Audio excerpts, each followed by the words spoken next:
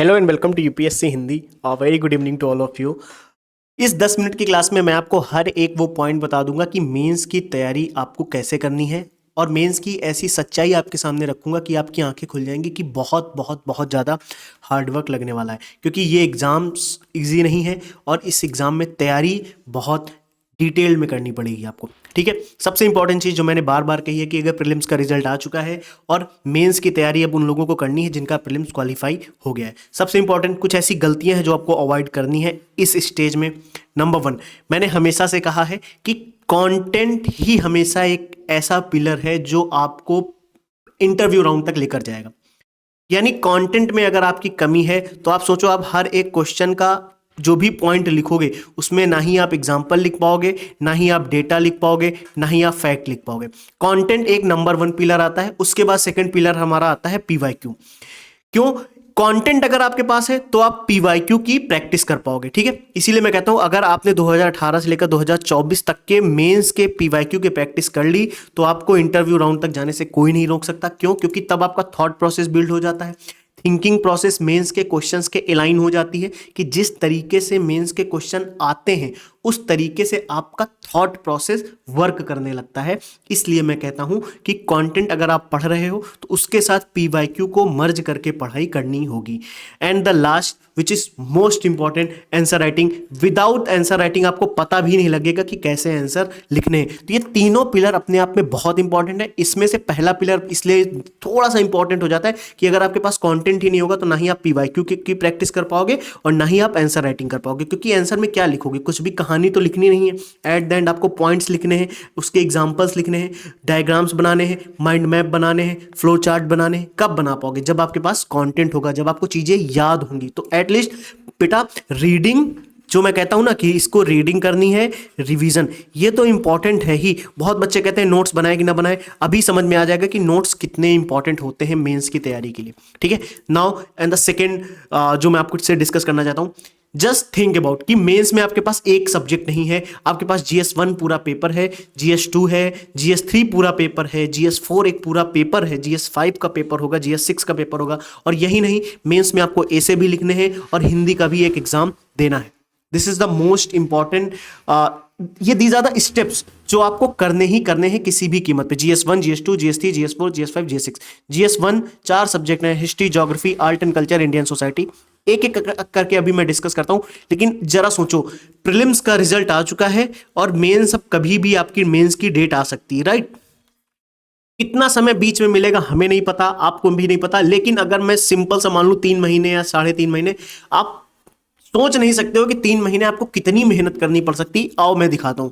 GS1 में आपके पास history है, आर्ट एंड कल्चर है, ज्योग्राफी है और इंडियन सोसाइटी है। ठीक है, अब सोचो, थोड़ा सा कॉमन सेंस लगाओ कि आप तैयारी कर रहे हो मेंस की। हिस्ट्री में एंशिएंट है, मेडिवल है, मॉडर्न है और वर्ल्ड हिस्ट्री भी है और पोस्ट इंडिपेंडेंस भी है। ये हिस्ट्री के सारे पोर्शन है। आर्ट एंड कल्चर अपने आप में है। ज्योग्राफी, इंडियन ज्योग्राफी है, ह्यूमन ज्योग्राफी है, ह्यूमन एंड इकोनॉमिक ज्योग्राफी हो गई, और उसके बाद हमारा जो ज्योग्राफी का सबसे बेस्ट पोर्शन आता है। अब सोचो यहां पे, मतलब नॉर्मल तरीके से सोचो कि आपकी इंडियन ज्योग्राफी हो गई, आपकी फिजिकल ज्योग्राफी हो गई, ठीक है, आपकी ह्यूमन एंड इकोनॉमिक ज्योग्राफी हो गई, आपकी वर्ल्ड ज्योग्राफी भी तो है, राइट? मैपिंग के भी क्वेश्चंस आने। इंडियन सोसाइटी आपको पढ़नी ही पढ़नी है, मेंस में इससे सवाल आएंगे ही आएंगे, 100% आएंगे। सिर्फ GS1 है ये, सिर्फ GS1 है। लुक एट, आपके पास पूरी की पूरी पॉलिटी है, गवर्नेंस है, IR है, सोशल जस्टिस है। 4 सब्जेक्ट हैं। पॉलिटी पढ़ने में लोग 1 महीने लगाते हैं, राइट? GS3 देख लो, आपके पास पूरी इकोनॉमी पड़ी है, इन्वायरमेंट है, साइंस एंड टेक्नोलॉजी है, डिजास्टर मैनेजमेंट है, इंटरनल सिक्योरिटी है, agriculture.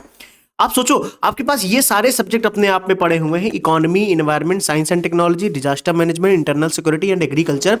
These are the subjects जिनसे मेंस में क्वेश्चंस आएंगे। उन क्वेश्चंस में आपको आंसर लिखने हैं विद एग्जांपल। ध्यान से समझना, आपको क्वेश्चंस के आंसर लिखने हैं with example, with fact, with data और विद प्रॉपर फ्रेमवर्क की। आंसर एक स्ट्रक्चर में दिखना चाहिए कि कुछ भी पॉइंट कहीं पे लिख दिया जाए, ऐसा नहीं। प्रॉपर एक स्ट्रक्चर होना चाहिए अच्छे मार्क्स लेने के लिए, रैंक लेने के लिए।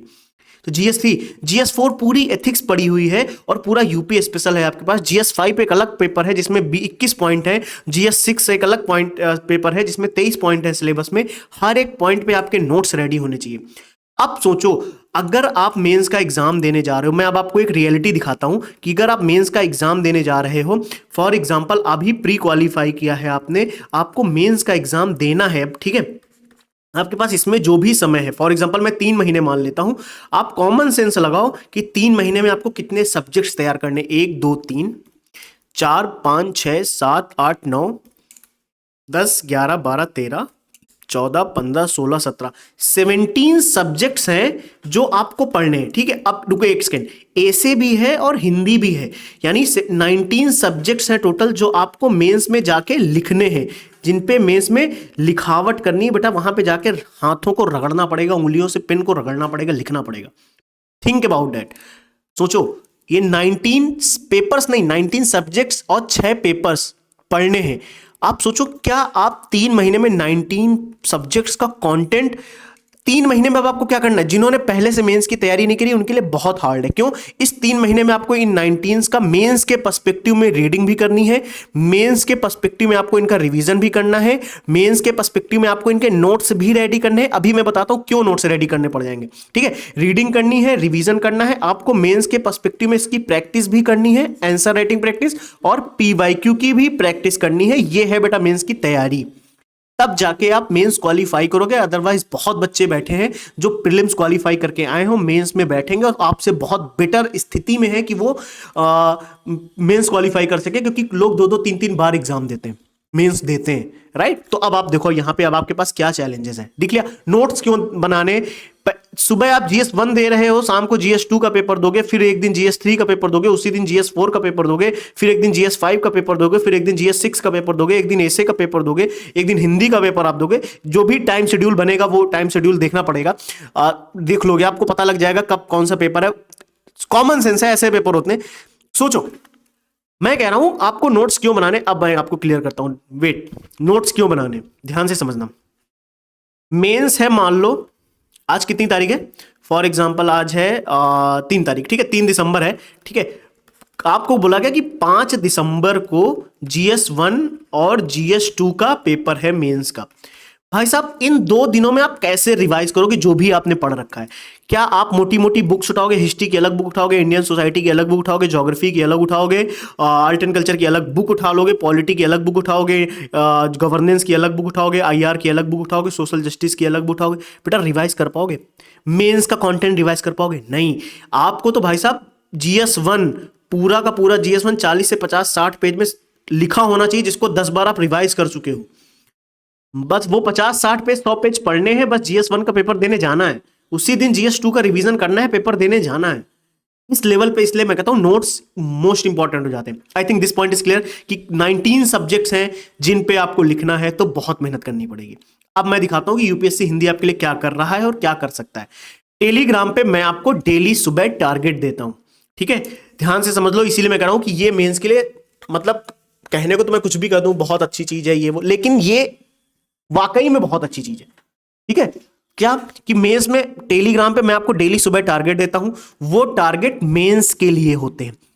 तो जब आप मेंस की तैयारी करते हो तो आपकी प्री की तैयारी ऑटोमेटिकली कहीं ना कहीं हो रही होती है।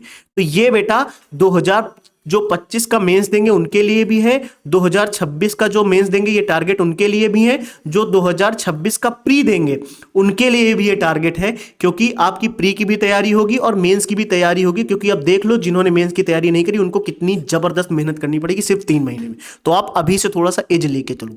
टारगेट में क्या होता है, मैं एक सब्जेक्ट उठाता हूं, मैं खुद उस सब्जेक्ट्स के टॉपिक्स आपको देता हूं पढ़ने के लिए, उन टॉपिक्स के सब टॉपिक्स भी मैं लिख के देता हूं कि इनके सब टॉपिक्स में आपको पढ़ना क्या है, मैं लिख के देता हूं। जैसे अभी तक मैंने 2 सब्जेक्ट कवर कर दिए हैं, मैंने पूरी ज्योग्राफी कवर कर दी है मेंस के पर्सपेक्टिव से, और मैंने पूरी इंडियन सोसाइटी आपके लिए कवर कर दी है मेंस के पर्सपेक्टिव से। ये ध्यान रखना, मैंने पूरी ज्योग्राफी कवर करी है, पूरी इंडियन सोसाइटी, यानी पूरी ज्योग्राफी के टारगेट मैंने आपको दिए हैं और पूरी इंडियन सोसाइटी के टारगेट मैंने आपको दे दिए हैं मेंस के पर्सपेक्टिव से। हाँ, मेंस के पर्सपेक्टिव से कहने का मेरा मतलब ये है कि हर एक टॉपिक दिया है, हर एक टॉपिक का सब टॉपिक भी दिया है। और आप देखोगे सिर्फ यही नहीं, मैं आपको उन टारगेट्स में PYQ भी देता हूं, अगर आप वो टारगेट देखोगे जाके, ठीक है। Clear? I think this point is clear. 2 subject cover कर चुके हैं। कल आज ही से मैंने आर्ट एंड कल्चर शुरू कर दिया है टारगेट में, सुबह एक छोटा सा टारगेट था आर्ट एंड कल्चर के लिए, सिर्फ आपको एक वीडियो देखना था पीवाईक्यू एनालिसिस का, यूट्यूब पे जो फ्री मैंने कराया हुआ है। ये टारगेट मैं आपको देता हूं, आर्ट एंड कल्चर के टारगेट आज से शुरू हो जाएंगे, कल यानी सुबह आपको टॉपिक मिलना शुरू हो जाएंगे, ठीक है। तो अपने अकॉर्डिंग अपना टाइम शेड्यूल बना लो, जिन्होंने जो पिछले टारगेट करना चाहते हैं पिछले करें, जो कल से करना चाहते हैं कल से लग जाओ, ठीक है। नाउ मोस्ट इंपॉर्टेंट पॉइंट, अपने अकॉर्डिंग देख लेना आपको कैसे करना है। अब देखो मैं एक चीज और मैं फ्री में दे रहा हूं आपको, टारगेट ये ऐसी चीज है कि आपको कभी ये नहीं सोचना पड़ेगा कि क्या पढ़ना है इस सब्जेक्ट में, किसी भी सब्जेक्ट में क्या पढ़ना है ये अब सोचना ही नहीं पड़ेगा आपको, ठीक है। तो आप समझ आ रहा है कितना टफ होगा मेंस आपके लिए। अब आगे देखो एक चीज मैं दिखाता हूं, यूपीपीसीएस के पीवाईक्यू की फ्री में एनालिसिस मैं यूट्यूब पे करा रहा हूं ऑलरेडी, मैंने पॉलिटी गवर्नेंस तक की करा दी, यानी history, geography, modern history, art and culture, Indian society, polity governance. अब आईआर की होगी, सोशल जस्टिस की होगी, हर एक सब्जेक्ट की पीवाईक्यू की फ्री में एनालिसिस मैं आपको यूट्यूब पे कराता हूं।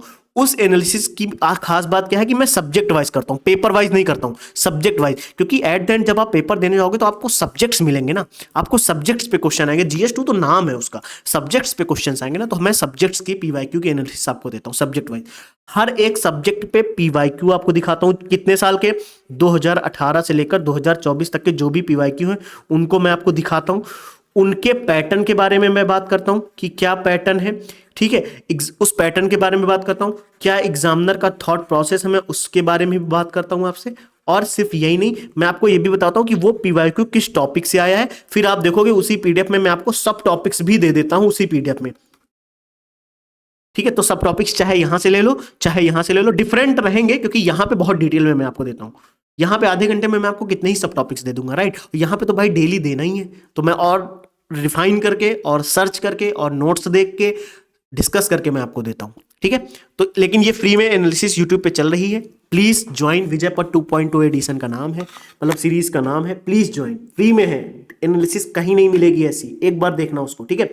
और एक सबसे इंपॉर्टेंट चीज, जिनका प्रीलिम्स क्वालीफाई हो गया उनके लिए मेंस ग्रुप बन चुका है मेंटरशिप के लिए, अगर प्री क्वालीफाई हुआ है तो आप सचिव जी को एडमिट कार्ड दीजिए, एडमिट कार्ड का स्क्रीनशॉट भेजिए कि आप क्वालीफाई कर गए हैं, तो आपको वो ग्रुप में ऐड कर देंगे, ठीक है। इसमें गौरव सर हैं, सत्या सर हैं और एसडीएम दीपक सर हैं, वो आपको पूरा गाइडेंस प्रोवाइड करेंगे, डोंट वरी।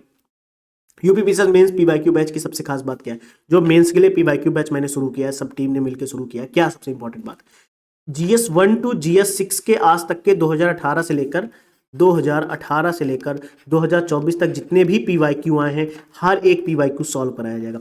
एवरी पीवाईक्यू का डिटेल्ड कंटेंट आपको मिलेगा, हर एक पीवाईक्यू के टॉपिक का आपको टेम्पलेट मैं दे रहा हूं, और उस टेम्पलेट में आपको माइंड मैप भी देखने को मिलते हैं जिससे आपका रिवीजन बहुत इजी होगा। मैं आपको एक स्क्रीनशॉट दिखाता हूं, ये देखो कुछ इस तरीके के माइंड मैप मैं आपको देता हूं। इंटरनल सिक्योरिटी की आजकल क्लासेस चल रही हैं मेंस में पीवाईक्यू बैच में, तो कुछ इस तरीके के मैं आपको टेम्पलेट देता हूं। सबसे पहले टॉपिक क्या था, टेररिज्म, ठीक है। टॉपिक क्या है, टेररिज्म एंड काउंटर टेररिज्म, ये एक पीवाईक्यू का टॉपिक है।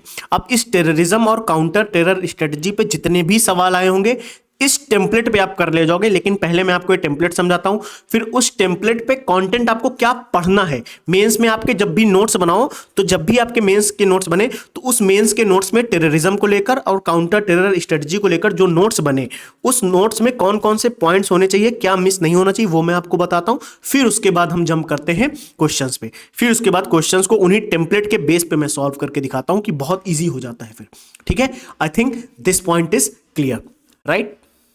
इसलिए मैं कह रहा हूं सबसे इंपॉर्टेंट पॉइंट है यहां पे कि मेंस का पीवाईक्यू बैच इतना डिटेल्ड है कि आपके पीवाईक्यू की टेंशन यहां पे, यानी ये जो टेंशन थी ना, ये टेंशन मैंने आपकी खत्म कर दी। सबसे इंपॉर्टेंट, आपको ये एक टेंशन थी ना कि अरे कैसे होगा, तो ये टेंशन मैंने आपकी खत्म कर दी। पीवाईक्यू की टेंशन पीवाईक्यू बैच से खत्म हुई। कंटेंट की टेंशन बहुत लोगों को है कि सर कंटेंट अगर एक पिलर है तो इसकी टेंशन हम कैसे खत्म करें, तो इसकी सबसे प्यारी टेंशन को खत्म करने का सबसे बढ़िया तरीका मैंने आपको खुद दिखा दिया कि टारगेट मैं दे रहा हूं जिससे आपको सब टॉपिक्स पता लगेंगे। तो क्या पढ़ना है, एक कंटेंट में यही तो होता है ना, कंटेंट का मतलब क्या क्या पढ़ना है, तो टॉपिक्स पता लग गया ना, तो अब टेंशन तो नहीं रहेगी। सब टॉपिक्स पता लग गया तो और टेंशन नहीं रहेगी कि हाँ ये भी पता लग गया। मतलब एक कंटेंट का एक काम सॉल्व हुआ या नहीं हुआ। सेकंड सबसे इंपॉर्टेंट, पीवाईक्यू का जो एक थ्रेट था वो भी खत्म किया मैंने, कंटेंट का काम कवर किया, पीवाईक्यू का काम कवर किया।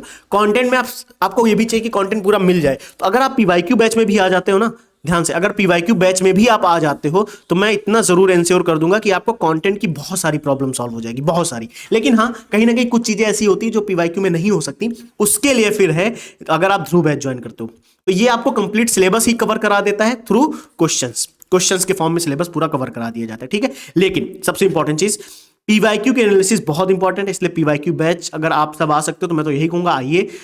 डिफरेंट लेवल की तैयारी है, ध्रुव बैच में आ जाते हो तो वहां से आपको कंप्लीट सिलेबस की ही तैयारी हो जाएगी, ठीक है। सो मैंने 10-15 मिनट के इस वीडियो में मैंने आपको दिखा दिया कि बहुत ज्यादा हार्डवर्क लगने वाला है, बहुत हल्के में मत लेना। इसलिए आज की क्लास को एंड करने से पहले मैं बस इतना कहूंगा, जिन बच्चों ने प्रीलिम्स क्वालिफाई कर लिया है, जिन्होंने क्वालिफाई नहीं किया है उनके लिए भी है, और जो 2026 की तैयारी करना चाहते हैं उनके लिए भी यही पॉइंट है कि बेटा हार्डवर्क कंसिस्टेंसी मिलके ही जो बनाते हैं उसी को नाम दिया जाता है डिसिप्लिन। और मैं हमेशा से कहता हुआ आया हूं कि डिसिप्लिन अगर आप हैं तो आपको एग्जाम क्वालिफाई करने से कोई नहीं रोकेगा, लेकिन हार्डवर्क, कंसिस्टेंसी, डिसिप्लिन फॉलो करना पड़ेगा और बहुत हार्डवर्क लगेगा, बहुत बहुत बहुत हार्डवर्क, ठीक है। सो यू विल क्लियर, लेकिन उसके लिए जो मेहनत लगेगी वो करनी पड़ेगी आपको, ठीक है। चलिए इस क्लास को मैं यहीं पे एंड करता हूं, तब तक के लिए आप भी अपना ध्यान रखिएगा। Thank you, take care, bye bye.